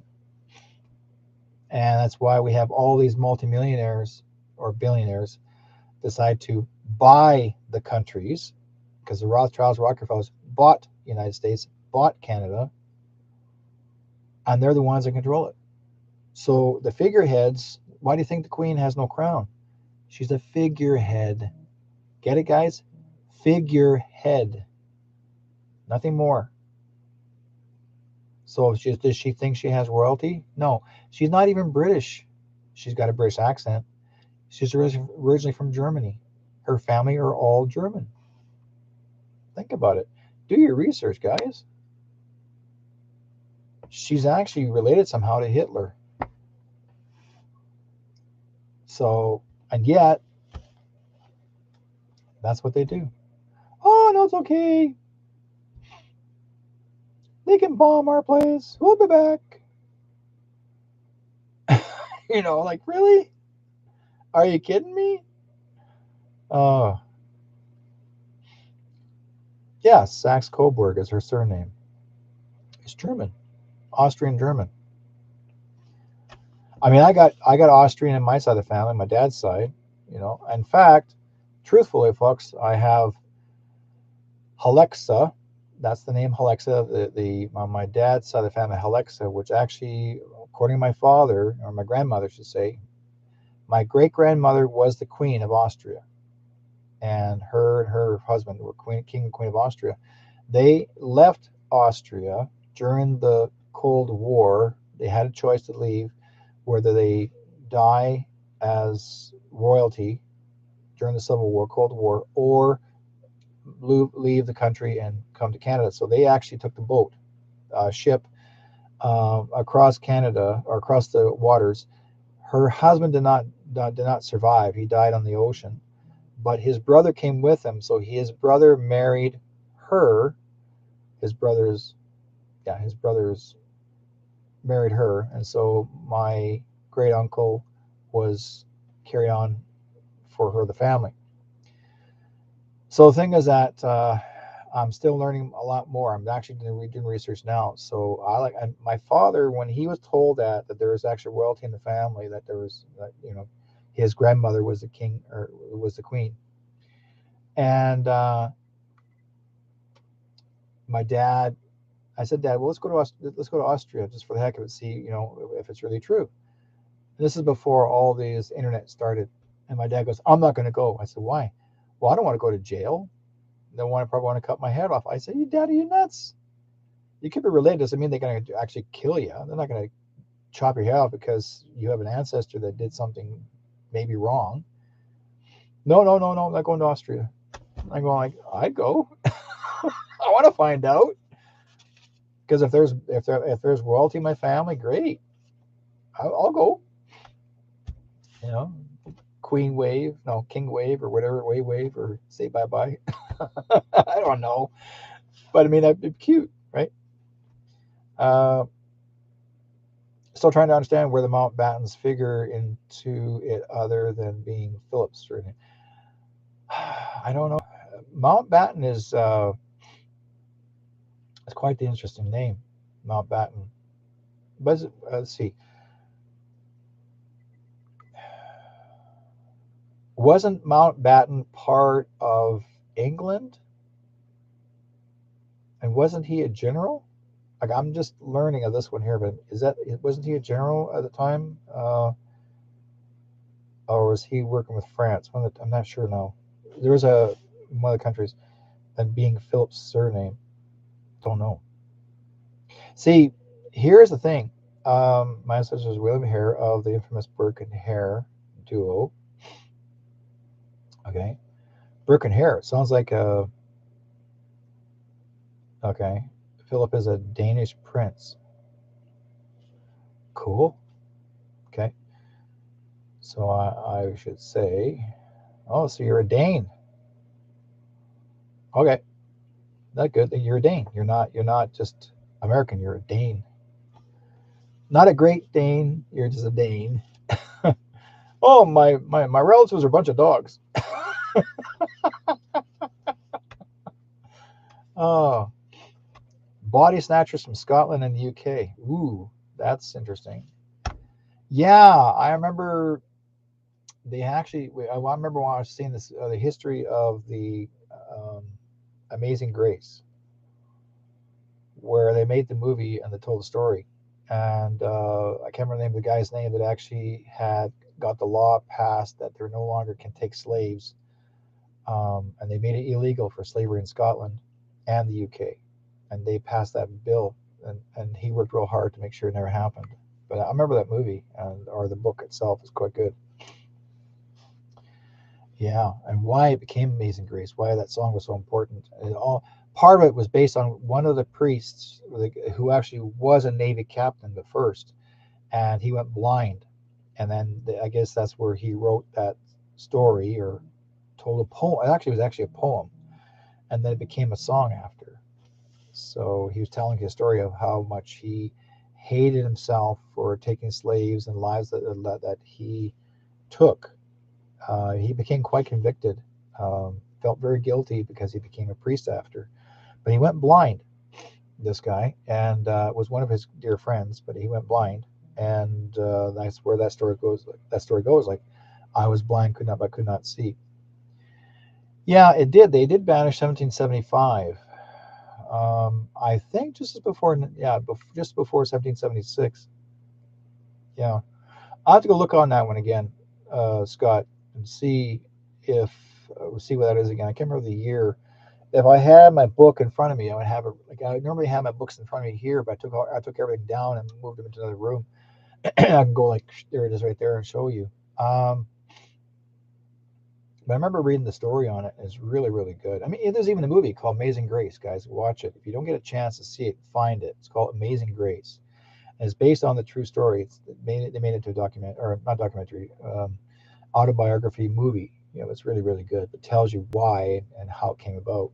It's really interesting. I love it. Um, and also, you guys may not know, but see, slavery did not really start by the whites owning the blacks. It actually was the blacks owning the whites. And that started from Africa and from, it's a country in, I think it's the Moors, the Muslims and the Moors that actually took slaves, white slavery. They came to the UK and took white men and women, and they made them white men into eunuchs. So they were slaves in their country. So, and that was, I believe, parts of it also was Persia. They also took the men from here, and no, it's okay, Scott. I love it when you're talking about. You're not hijacking the show. I mean, it's very interesting to talk about this because people like to hear it too. Uh, yeah, because they let's see. I'm thinking. Let's see. Where was I? Talking about UK banished slavery 1776, 75. Yeah, yeah, because the slavery went back even further. It was a switch, but nobody wanted to hear the truth because when they did the big Black Lives Matter story, and I said, look, guys, whites did not own blacks at first. It was blacks owned whites. They got mad at me. No, you don't. You're wrong. And I had the proof. I had the history books. They did not want to look at that book. They kept saying, no, you're wrong. You're wrong. You're wrong. And it was proven, historically proven in all these big, huge, old books. That's what they did. And so you try to explain that to the people, they don't want to hear it. I remember years ago when we did not have TV and the radio program, The Body Snatchers, it scared a lot of people. Yeah. Actually, they made a movie called Body Snatchers. And that was like, they're actually in pods. You change your body and your replicant was born in a pod next to you. So they took on your memory. I remember that one. Let's see what else is on that one too. Um, yeah, Brooke and Hare are a horror story, Corlin. Horror story. Well, here you want to talk about a horror story? People, you guys don't realize that Chucky, we call it King Chucky, he's related or they're related to um, Vlad the Impaler. Did you know that? They're kinfolk from from Vlad the Impaler. So that's how the bloodline, literally, pun intended, bloodline started. Burke skeletons on display in the British History Museum of Medicine. Well, that's cool. My ancestor, if you want to get another ancestry, Pocahontas is my real true relative. My grandfather is Robert Henry Rolfe, who actually is related to Pocahontas or Mataqua. And she's actually of the Powhatan Nation, and she's called Little Mischief by the chief Powhatan. She was taken at the age of 12 by John Smith to England, and she was made a princess, as well as her father was called a king, even though he was a chief. They called him king. So she lived in England for a short period of time, and then she met a fellow who actually was the treasurer for the queen, and his name was John Rolfe, and he became a tobacco colonist, and he was selected by the royal family to take her with her to colonize the lands so they can actually grow tobacco and seek out the gold, because apparently they saw gold hanging from some of the First Nations people. That was part of their clothing wear at the time, their apparel, and the change. It all I guess when John Smith did not go back. No, sorry, he came back the second time, and he almost got himself killed by her. And then Rebecca came back and said, "No, you need to go back home because my father does not like you." In the meantime, she had fall in love with John Rolfe. They were seeing each other slowly, and by that time she was about 14, 15 years old. She had three children, not two but three, with John Rolfe. And she went back to England with John Rolfe, and then she was go back to see with her dad, go visit her father, because she really missed being with family. She wasn't around or she hadn't seen her family for about 7, 8 years, so she wanted to go back. So she got on the ship to go back, and she got consumption, and she died young. So she was 22, 23 years old, and she died in her husband's arms on the boat on the way back seeing her father. So you're also related to Abraham Lincoln through his biological mother, Sarah Hanks. Well, I'm going to tell you this, Scott. You're also related to the Kennedys. Okay? John Kennedy. You are related to them as well. As well as Trump. You're related to Trump. You're related to Elvis Presley. And you're related to, by marriage, Marilyn Monroe. By marriage, Elvis Presley. Yeah. Scott, you're related to all these people. You need to have a chat with Mr. Kennedy, because they love you. So there you go, Scott. You got some search to do, my friend. And if you haven't seen it, I'll send you the photographs. I'll send you everything that's in relation thereof. You're gonna go, yes. Okay. If you want to make contact with JFK Jr. or get a hold of 107,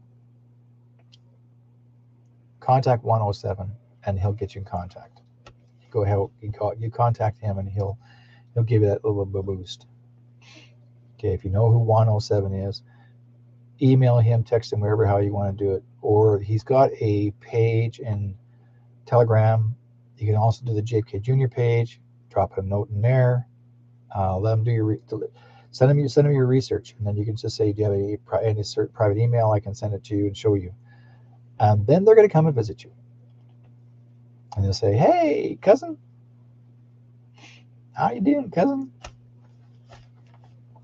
Because Scott, you're also related to Jesus, because Abraham Lincoln's related to Jesus. That's how far back your blood goes, my friend. Yep, you're hooked. You're in it. So And you know what, Scott, if you're interested, you can always email me or call me up personally. We can just talk, contact each other back and forth, and I can give you some information what I know. Whatever you do know and don't know, we can always swing it back and forth. Okay, Angela says, what was, let's see, Derek, could you get 107 or Roseanne on your show? That would be awesome. Actually, the person who I want to get on, and I'm going to try to get on, is Gene Code. I have a friend of mine who actually knows Gene Code personally, and we're going to try and get him on. Roseanne, if you're talking about Roseanne Barr, um, I'm not swinging her way. Interested? 107, yes, but I'd rather get Gene Decode on because he's a better fellow to share information. That's why I wanted to get Samantha on tonight, Samantha Goldberg, because she's got connections that we're going to be. I was hoping to share that tonight, but I guess Mercury's in retrograde still. That's why there's and Samantha really wanted to come on because I was talking to her. Her and I know each other for quite a while now, a few years. Um, always knew. Okay, Scott says always knew I was special. Laugh out loud. Still not sure if it's a blessing or a curse. Scott, you don't realize you're a blessing in disguise. How's that? You're a blessing in disguise. You're a man like us. You're a man like me. You want to get the word out. You want to share information to the world, let them know what's going on, and that you really care, and that you fight to the end, and we will. And the fight is not going to be to death.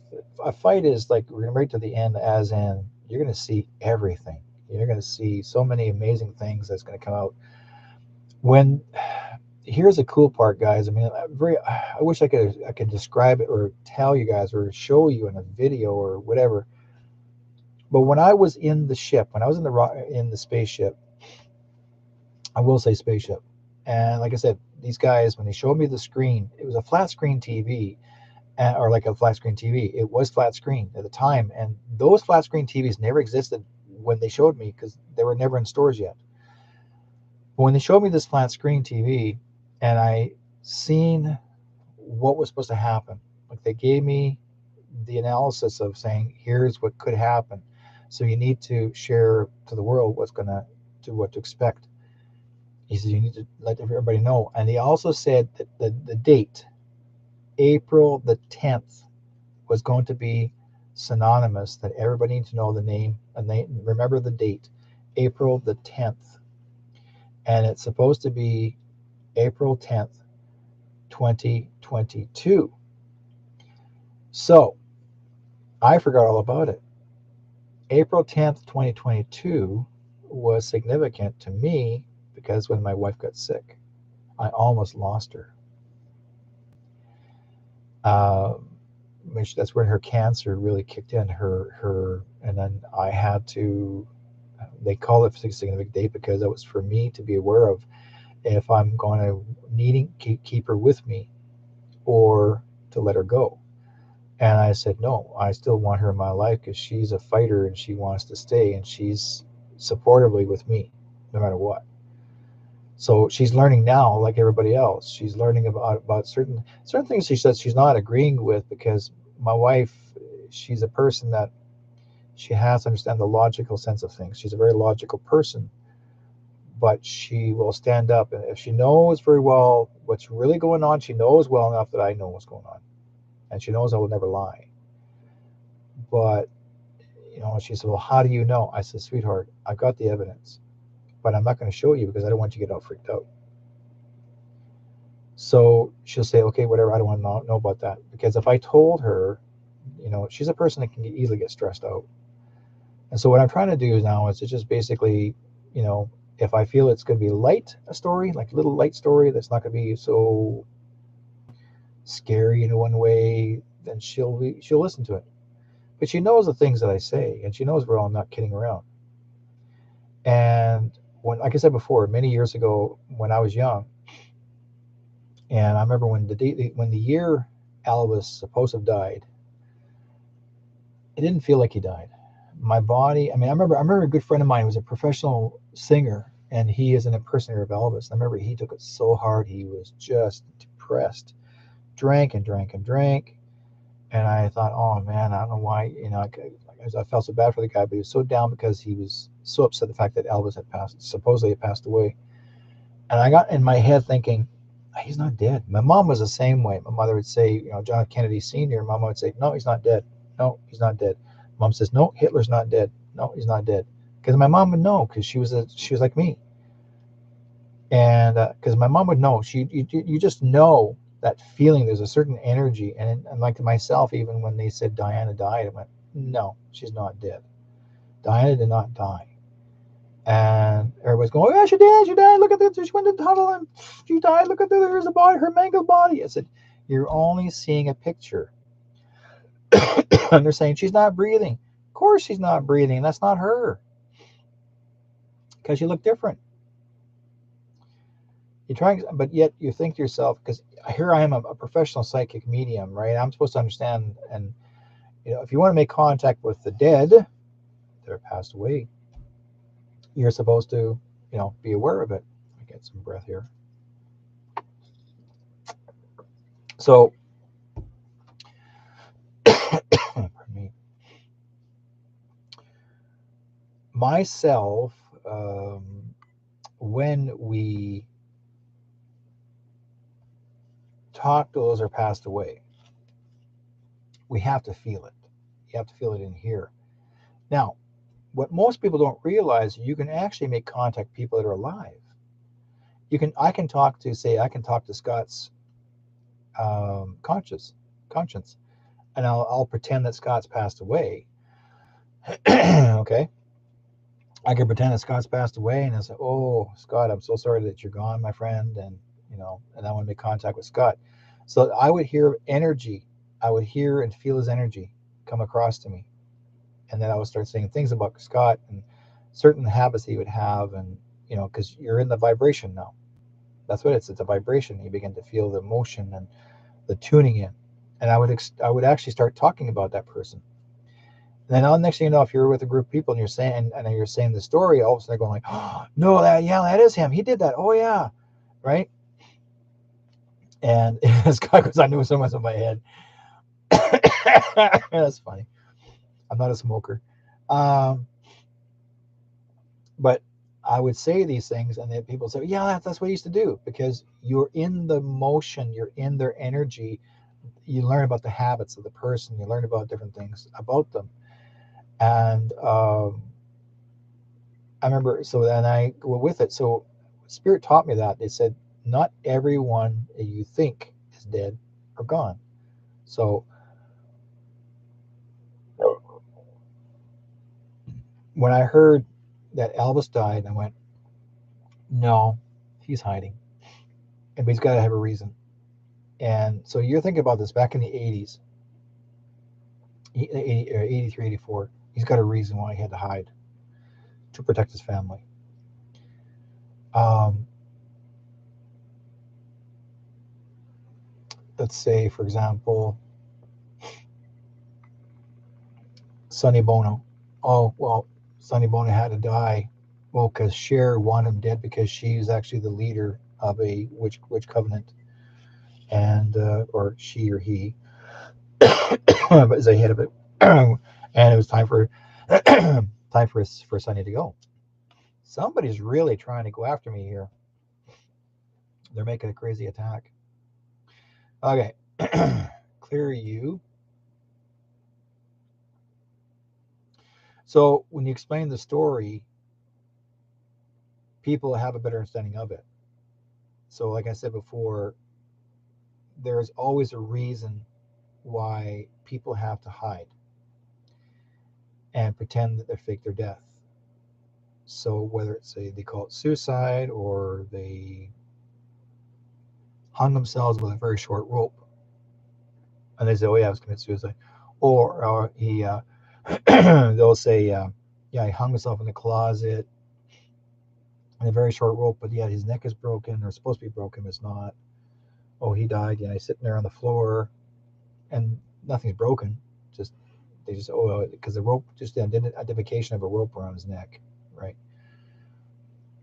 So there are a lot of people, actors that like even David Carradine, for example, when they said he died in the closet, I'm going like, bullshit.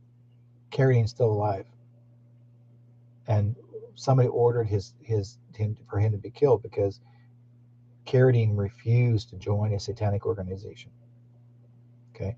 Yeah, or a belt and door handle. Um, so there are people. When I seen, okay, I'm not sure how many people you guys know that are still living, but I've actually have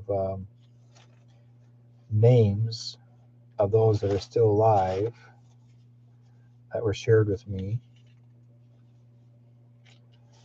Um, and please understand, guys, one thing you guys need to remember: a lot of your actors today that were supposed to have been taken out, those are clones. Okay, the ones that are here now are clones. They're not the real actors. If they did something wrong, they're not truly here because they were already taken out a long time ago. So they're just there temporarily. They capitulated to work with the white hats until it's time to the truth to be exposed. He says, you don't like being in crowds. You like to have your back to a wall so you can read an entire room. You easily read people and know if they are genuine or not, and detest the ones that are not, who are not. Yeah, that's me. I like being in crowds. I like making a crowd. I like gathering around crowds.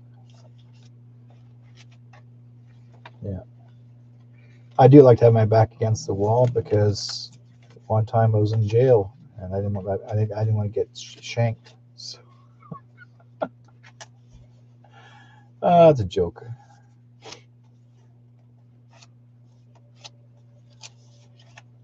Okay, where is my papers? Okay, here we go.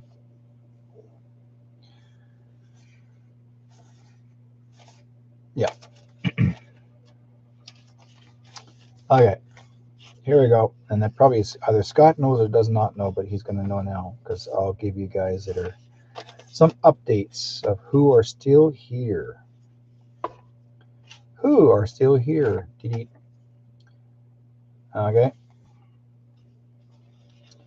This young lady, many years ago, back in the 60s, she was one with a gravelly voice, is still alive. Who do you think that would be? Think about it. Who do you think that gravelly voice woman is that's supposed to have passed away? They say, oh, she overdosed, but she did not. Okay. Anyways, she's very much alive. In fact, she was in the back crowd with Trump when he did his performance on the stage. And I saw a photograph of her and I went, oh, cool. You got it. Janis Joplin. She's very much alive. Um, I am going to say this, guys, because I know very well after Trump is re-inaugurated as the 19th president of the new Republic of the United States, once he's re-inaugurated, and I'm saying the word re-inaugurated, um, that's where all of the famous people in the past, per se, P-A-S-T, or passed away, are coming forward. Okay, to let you know they're there. Okay, so let's talk about some people that are very much alive. Shirley Temple, Bruce Lee, Brandon Lee, Freddie Mercury, Carolyn Bessette, which is JFK Jr.'s wife, Kurt Cobain, Dennis Wilson, Charlie Daniels, Hank Williams Sr., Buddy Holly, Big Bopper, James Dean, John Bourdain, Peter Jennings, and famous wrestlers, The Ultimate Warrior, Roddy Piper, Chyna, let's see, Johnny Cash and his wife, Whitney Houston and her daughter, Patsy Cline and Natalie Wood. These are people that are very much alive. There's well over 900 people that are in witness protection. There's a special place that they were taken to for after all these years to be protected. And Trump was one of the people, and JFK Jr. is one of the people that actually has helped to assist them to be protected. Anthony Bourdain, okay, Davy Jones from the Monkees, Kate Spade, Bill Paxton, Teresa Saldana, Dan Blocker from the Bonanza, all of the Bee Gees, Ricky Hendrick, which is one of the twins as a NASCAR driver, Aaron Morin, let's see here, it was actually part of Happy Days, Chris Cornell, and he was the singer for Soundgarden. Okay, Philip Seymour Hoffman, Johnny Lewis, Selena, Michael Landon, Jackie Kennedy is alive, they said. Trace Atkins, Ron Van Zant, Dale Earnhardt, another car racer. David Canary, which is from Bonanza and the other TV series. Alan Collins from the band Leonard Skinner.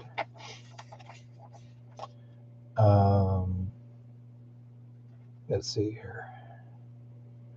Dean O'Connor, Kurt Cobain from Nirvana, Corey Feldman, Kenny Rogers, Glenn Campbell, Laura Branigan, River Phoenix, Penny Marshall.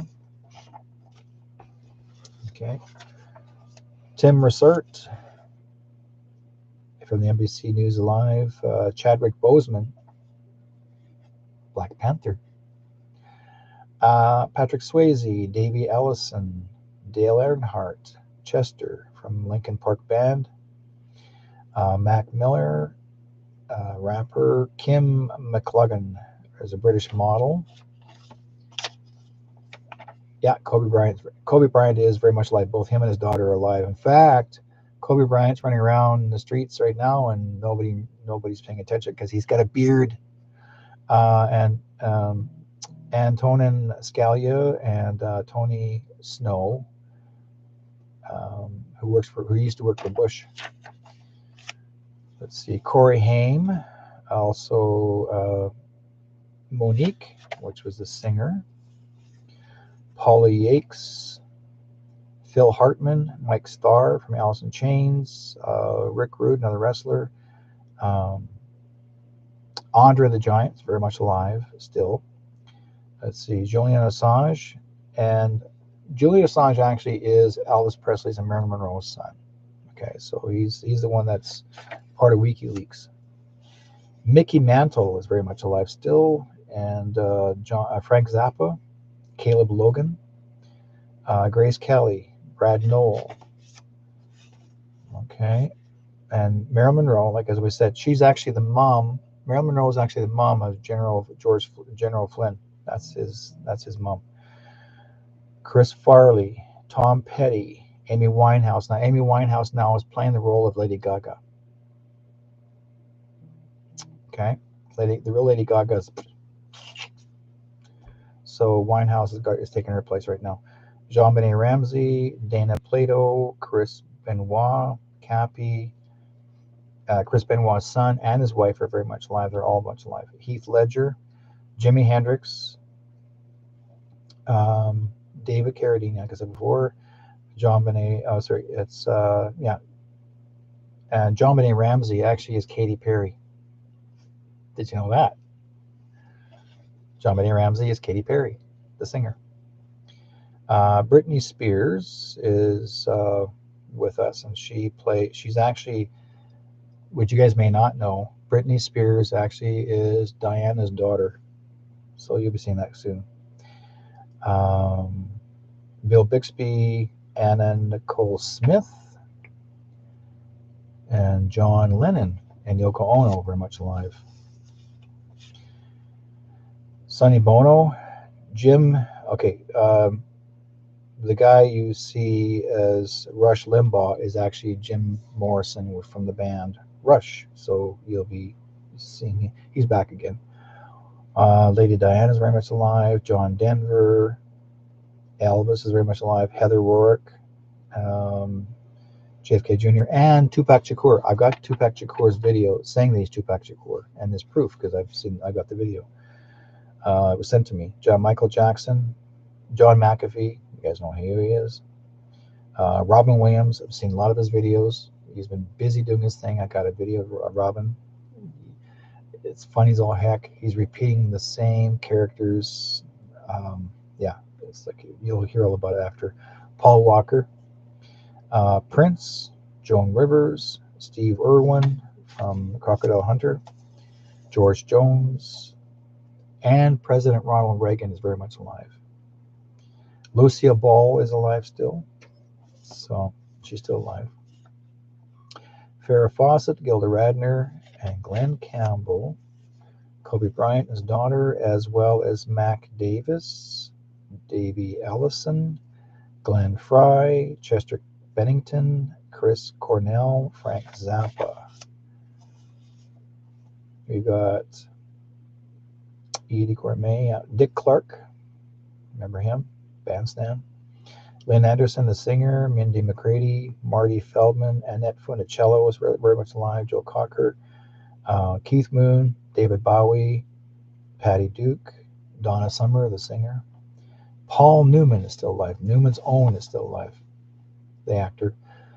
Thurman Munson, Ricky Hendrick, Davey Ellison, Alan Kulwicki, Corey Little, Dear Brown, Sev Ballesteros, Payne Stewart, Neil Bennett, and who else we got here? Martin Luther King. Yeah, his daughter is Candace Owens. Did you know that? His daughter is Candace Owens, who does all the... Figure it out, boys, girls. Janie Lane, Corey Monteith, Johnny Lewis, and Freddie Prinze, which is other Prince's. That's the father of the son. John Bonham, the drummer. Richard Pryor is very much alive. Debbie Reynolds and her daughter are alive. Chuck Berry, Little Richard, Jonathan Brandis, Rob Knox, Dana Hill, Lucy Gordon, and let's see, Nancy Spungen, Wendy Williams, Shirley Temple. Let's see, Mark James, George Klein, the Memphis Mafia. These are all the guys that worked with Elvis.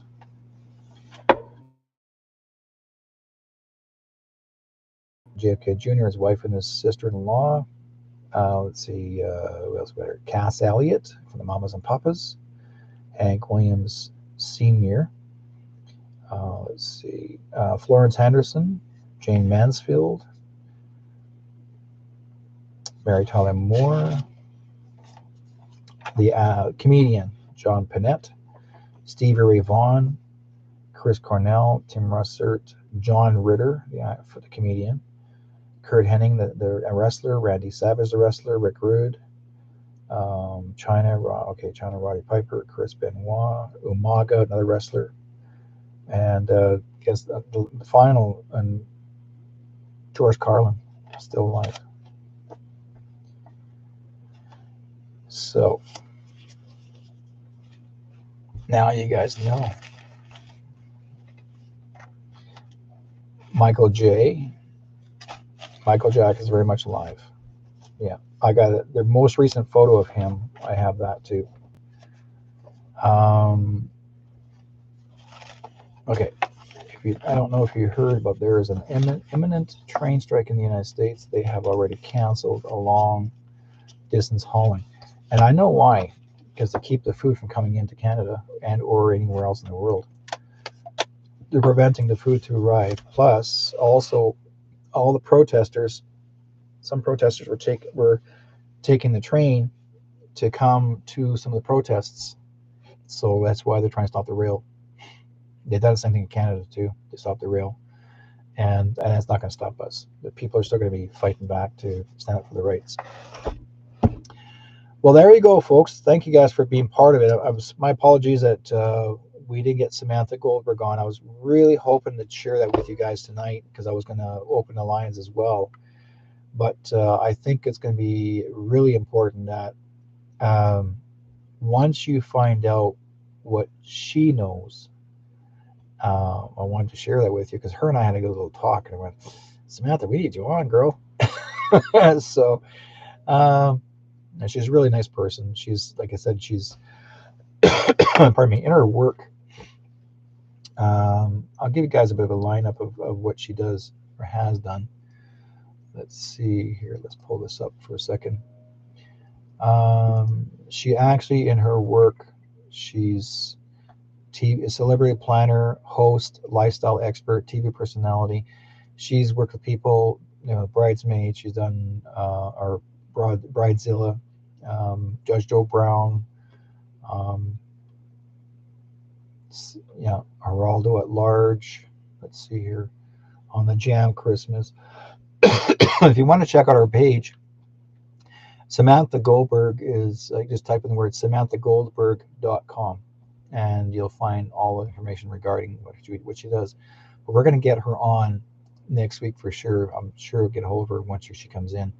But she's not just that, and she's working on 2 other TV shows coming up. So once that comes out, she's been part of Hollywood. She's been on the red carpet herself. She's worked with a lot of people that are well known in the industry. So I just thought it'd be kind of cool to get her on and we can talk. And she's been interviewed, and plus she's done some interviews of her own. But we'll see what happens. And let's see. Samantha Goldberg is also interviewed from Celebrity Boxing and thoughts on Farrah Abraham and Nicole Hoops, Alexander regarding upcoming. That was back in 2018, the fight, November 10th. Yeah. So yeah, she's had her connections even with the fellow who actually was the actor from his name was Vinny Vella Sr. from the TV series Sopranos. So she's worked with him too. There's many good things that she's done. So I'm looking forward to having her on the program. Like I said before, she came on my show to get a reading about 4 or 5 years ago. And this time here now, I was actually trying to see if I can get her on this time. But again, she was on the road. She got caught in traffic and wasn't able to get home on time. But I'll get a hold of her next week and have her on. And but look forward to it, guys. Let all your friends know. This is going to be very, very, very, very important news for her to come on and tell her story that she knows. And let's see here. Like I said before, keep your lines open on the 24th of September, and that is a Saturday. Okay, Saturn Day. That is a Saturn Day, 24th. And so as of so 22nd, I'll be back on my show and we'll update you about what's going on. I have a lot of fun doing it. Okay. And Scott, if you're interested in wanting to get a hold of me, just give me a scream and we'll get together and talk on the phone or face-to-face Facebook, whatever you want to do it. Anyways, guys, take good care of each other, and we'll let you guys go and have a great night. And we'll talk to you guys next time on my show, and we'll get more going. I'm looking forward to having a lot to do and share more information what's going on in Canada, bits and pieces of the United States. But I like to work on this territory here because I want to get rid of this. We already know that this T here, I mean, this infamous fake leader. He's not really one of us or one of them, he's not really here, but this is a play game. This is a show. So remember, folks, it's a show, not for real. Just sit back and relax and enjoy the fun. Be good to each other. Love you guys lots, and may God be with you all. Take good care of each other. Everyone loves, everyone cries. Found the world for all alike. So why do we fight?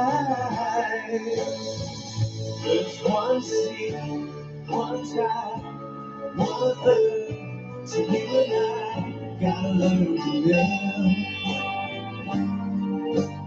together. When one hurts, when one needs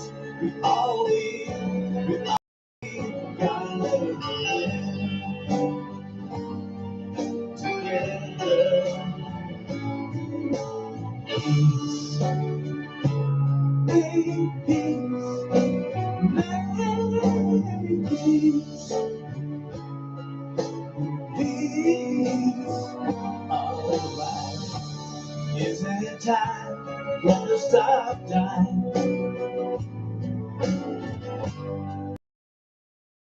Mother, stop crying. Stop the fighting and the hate. We gotta make peace before it's too late. There's one sea, one sky, one earth. So you and I gotta learn to live together. We one hurt, we one needs, we all we gotta learn to live together. Peace, in peace, in peace.